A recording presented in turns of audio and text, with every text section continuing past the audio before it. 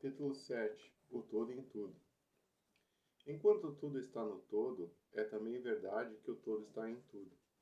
Aquele que compreende realmente essa verdade alcançou o grande conhecimento, o Kaivalya. Quantas vezes a maioria das pessoas ouviram repetir a declaração que a sua divindade, chamada por muitos nomes, era todo em tudo, e com poucos suspeitaram elas da verdade oculta, encoberta por estas palavras tão descuidadamente pronunciadas. A expressão comumente usada é uma sobrevivência da antiga máxima hermética acima citada. Como diz o Kaivalya, aquele que compreende realmente esta verdade alcançou o grande conhecimento. E sendo assim, permite-nos examinar esta verdade, cujo conhecimento tanto significa. Nesta exposição da verdade, esta máxima hermética, está encoberta uma das maiores verdades filosóficas, científicas e religiosas. Nós vos explicamos o preceito hermético a respeito da natureza mental do universo. A verdade que o universo é mental, ele está dentro da mente, do todo, diz o Kaivalya na passagem citada acima. Tudo está no todo, mas note-se também a declaração correlativa, que é também verdade que o todo está em tudo. Esta declaração, aparentemente contraditória, é reconciliável pela lei do paradoxo. É, aliás, uma exata declaração hermética das relações que existem entre o todo e o seu universo mental. Vimos que tudo está no todo, vejamos agora outro aspecto do assunto. Os ensinos herméticos são, como efeito, que o todo está iminente, permanece, está inerte, inerente e habita no seu universo e em cada partícula, unidade ou combinação dentro do universo. Essa expressão é geralmente ilustrada pelos instrutores como uma referência ao princípio da correspondência. O instrutor ensina o discípulo a formar uma imagem mental de uma coisa, uma pessoa ou uma ideia, porque todas as coisas têm uma forma mental. Dando como exemplo o ator dramático que forma uma ideia dos seus caracteres, ou um pintor ou um escultor que forma uma imagem de um ideal que ele procura exprimir pela sua arte. Neste caso, o estudante deve compreender que, enquanto a imagem tem a sua existência e ser somente em sua própria mente, ao mesmo tempo, ele, o estudante, o autor, o dramaturgo, o pintor ou o escultor, está em certo sentido iminente e permanece, habita na imagem mental. Em outras palavras, toda virtude, vida, espírito e realidade da imagem mental é derivada da mente imanente do pensador. Considerai isto por um momento e logo compreendereis a ideia. Para tomarmos um exemplo moderno, diremos que Otelo, Lago, Hamlet, Lear, Ricardo III existiram somente na mente de Shakespeare, no tempo da sua concepção ou criação, ainda que Shakespeare também existiu em cada um destes caracteres, dando-lhes a sua vitalidade, espírito e ação. Qual é o espírito dos caracteres que conhecemos como Micawber, Oliver Twist, Uriah Heep? Será Dickens? Ou cada um destes caracteres terá um espírito pessoal, independente do seu criador? Tem a Vênus de Mercy, a Madonna Sistina, o Apolo de Belvedere, espírito e realidade de si próprios, ou representam eles o poder espiritual e mental dos seus criadores? A lei de paradoxo demonstra que as duas proposições são verdadeiras, consideradas no seu próprio ponto de vista. Micawber é Micawber e é também Dickens, e demais, enquanto que Micawber pode ser dito Dickens, o mesmo Dickens não é idêntico com Micawber.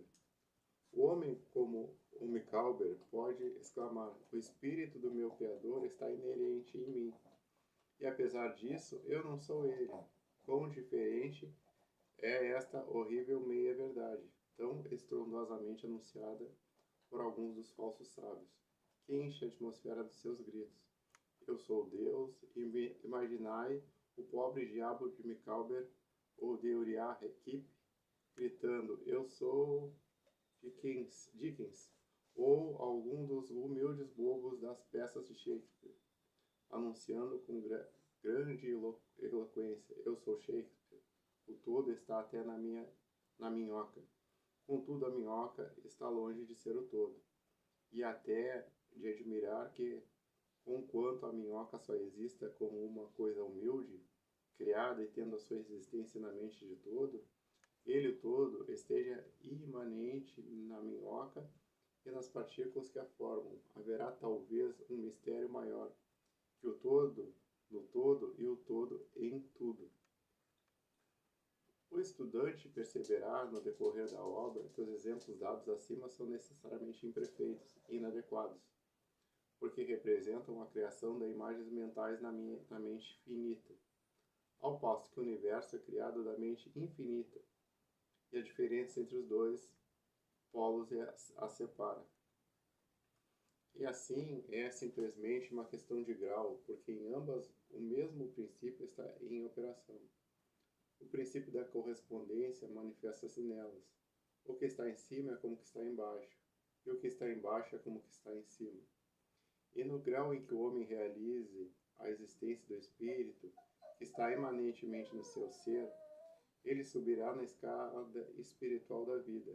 Eis o que significa desenvolvimento espiritual: o reconhecimento, a realização e manifestação do espírito dentro de nós.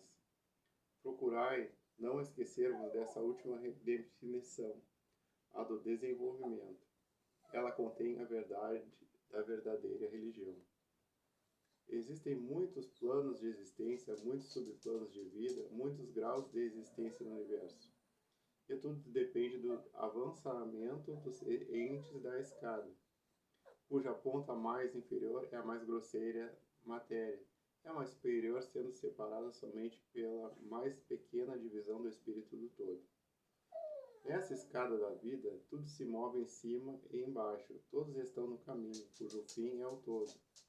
Todo progresso é uma volta à morada própria, tudo está em cima e embaixo. Apesar de todas as aparências contraditórias, tal é a mensagem do iluminado. Os preceitos herméticos recentes ao processo da criação mental do universo são que, no começo do ciclo de criação, o todo, em seu aspecto de existência, projeta a sua vontade sobre o seu aspecto de estado, e o processo de criação começa. Dizem que o processo consiste no abaixamento da vibração até que é alcançado um grau bem inferior de energia vibratória, no qual o ponto é manifestada a forma mais grosseira possível de matéria. Este processo é chamado estado de involução, em que o todo está involuído, ou envolvido dentro da sua criação. Este processo é considerado pelos hermetistas como tendo correspondência com o processo mental de um artista, escritor ou inventor, que também fica envolvido na sua criação mental, como quase esquecendo a sua própria existência, e que, por algum tempo, quase vive na sua criação. Se em vez de envolvido usarmos a palavra êxtase, talvez possamos dar uma pequena ideia do que queremos dizer. Esse estado involutivo da criação é muitas vezes chamado a efusão da energia divina, como o estado evolutivo é chamado infusão.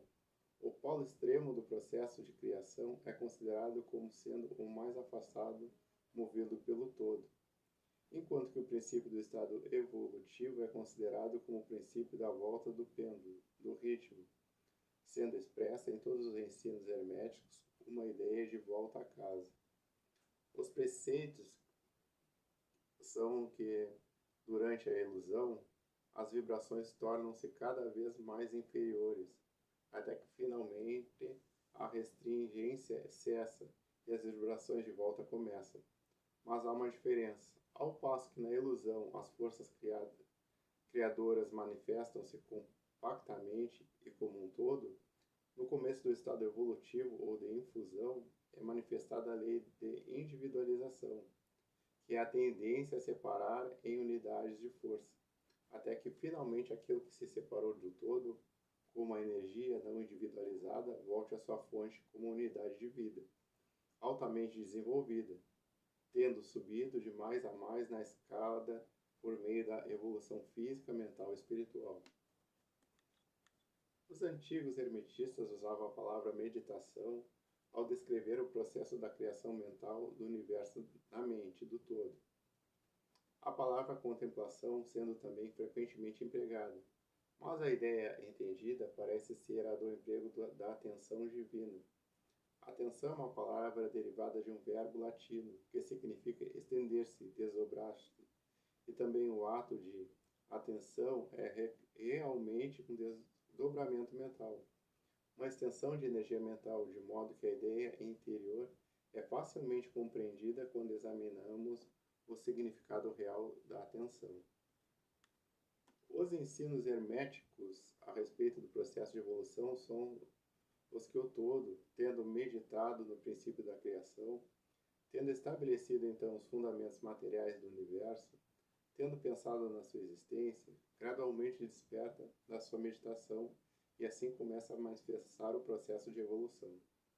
Nos planos material, mental e espiritual, sucessivamente em ordem, então o movimento de ascensão começa, e tudo começa a mover-se para a mansão espiritual. A matéria torna-se menos grosseira, as unidades nascem à existência, as combinações começam a formar-se, a vida aparece e manifesta-se em formas cada vez mais elevadas. E a mente torna-se cada vez mais evidente, as vibrações sendo constantemente mais elevadas. Em resumo, o processo total da evolução, em todas as suas fases, começa a procede de acordo com as leis estabelecidas do processo de infusão.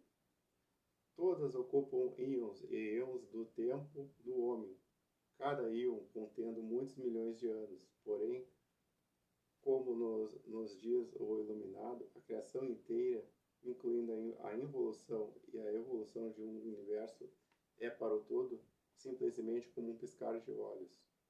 No fim dos inúmeros ciclos de anos de tempo, o todo retira a sua atenção, sua contemplação e meditação do universo, porque a grande obra está acabada e tudo está retirado no todo, de que provém. Mas esses mistérios, os 6 mistérios dos mistérios, o espírito de cada alma não é aniquilado, mas sim expandido infinitamente. A criatura e o Criador são confundidos, tal é a relação do Iluminado. A precedente ilustração da meditação e do subsequente despertamento da meditação do todo é mais um esforço dos instrutores para descrever o processo infinito por um exemplo finito. E ainda, o que está em cima é como o que está embaixo, e o que está embaixo é como o que está em cima. A diferença é somente em grau. Assim como o todo desperta-se da meditação sobre o universo, assim o homem no tempo cessa de manifestar no plano material e retira-se cada vez mais no espírito presente, que é realmente o ego divino. Há um assunto maior de que desejamos falar-vos nesta lição, e que nos levaria imediatamente a uma invasão do campo da especulação metafísica. Contudo, o nosso fim é simplesmente mostrar a futilidade de tais especulações. Aludimos à questão que inevitavelmente vem à mente de todos os pensadores que se aventuraram a investigar a verdade. A pergunta é: por que criou o todo os universos? A pergunta pode ser feita de diferentes formas, mas a que vai acima é o essencial da investigação. Os homens esforçam-se para responder a esta pergunta, mas ainda não há resposta digna de nome. Muitos imaginaram que o todo tem muito a ganhar com isto, mas isto é absurdo, porque o que poderia ganhar o todo que já não possua? Outros deram a resposta na ideia que o todo quis que tudo amasse, e outros que ele criou por prazer e divertimento, ou porque estava só, ou para manifestar o seu poder. Todas as respostas, ideias, pueris, qualidades do período infantil do pensamento. Outros acreditaram descobrir o mistério afirmando que o todo achou-se impelido a criar pela razão da sua própria natureza interna, o seu instinto criador. Esta ideia é mais adiantada que as outras, mas o seu ponto fraco está na ideia de que o todo é impelido por alguma coisa, quer interna, quer externa. Se a sua natureza interna, o instinto criador, impele-o a fazer as coisas, então a natureza interna ou o instinto criador seria o absoluto, em vez do todo. E neste caso, essa parte da proposição está errada. E ainda, o todo cria e manifesta e parece ter muitas qualidades e satisfações em fazê-lo. E é difícil de escapar da conclusão que, em grau infinito, ele poderia ter o que corresponde no homem a uma natureza inata, ou um instinto criador correspondente ao infinito, desejo e natureza inata, ou um instinto criador, e vontade. Não poderia agir sem querer agir, e não poderia querer agir sem desejar agir, e não desejaria agir sem satisfação nisso. E todas essas coisas pertenceriam a uma natureza infinita, e podem ser consideradas como estando de acordo com a lei de correspondência. Nós ainda preferimos considerar o todo como agindo inteiramente livre de toda influência, tanto interna como externa, isto é, o problema que se apoia na raiz da dificuldade e a dificuldade que se apoia na raiz do problema. Falando estritamente, não se poderá dizer que haja uma razão para o todo agir, porque uma razão implica uma causa, e o todo está acima da causa e do efeito, exceto quando ele quer tomar-se causa tempo em que o princípio é o posto em movimento. Assim, dizeis, o assunto é incompreensível, justamente como o todo é incognoscível. Justamente como o dizemos simplesmente que o todo é, assim também somos obrigados a dizer que o todo age porque age, enfim. O todo é toda a razão em si mesmo, toda a lei em si mesma, toda ação em si mesma, e pode-se dizer que, em verdade, o todo é a sua própria razão, a sua própria lei, a sua própria ação, ou que o todo, a sua razão, a sua ação e a sua lei, são um, com todos esses nomes sendo de uma só coisa. Na opinião dos que vos dão essas lições, a resposta se encerra no próprio íntimo do todo, junto com seu segredo de existência. A lei de correspondência, na nossa opinião, compreende somente esse aspecto do todo, que pode ser chamado de um aspecto de estado.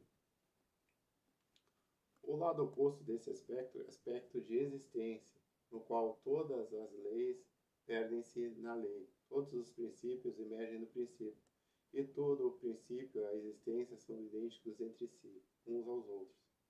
Por isso, as especulações metafísicas sobre este ponto são fúteis.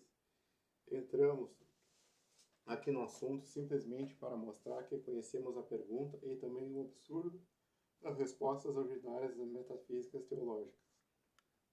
Em conclusão, poderá ser interesse aos estudantes dizer-lhes que, apesar de muitos dos antigos e modernos preceitos herméticos tenderem a aplicar o princípio de correspondência à questão, com o que resulta a conclusão da natureza íntima, mesmo assim as lendas contam que Hermes o Grande, sendo interrogado sobre esta questão pelos seus adiantados discípulos, respondeu-lhes, fechando seus lábios com firmeza, e não dizendo uma palavra, indicando que não havia resposta, mas então ele podia ter entendido de aplicar o axioma da sua filosofia que diz: os lábios da sabedoria estão fechados, exceto os ouvidos do entendimento, significando que ainda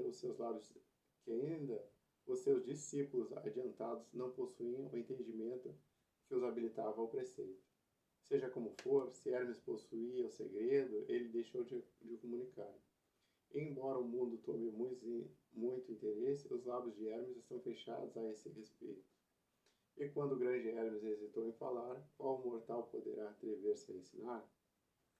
Porém, deveis lembrar que, ainda que seja aquela a resposta deste problema, se porventura há uma resposta, permanece a verdade que, enquanto tudo está no todo, e também é verdade que o todo está no tudo, o preceito é enfático, e podemos acrescentar-lhe as palavras conclusivas de citação. Aquele que compreende realmente essa verdade alcançou o grande conhecimento.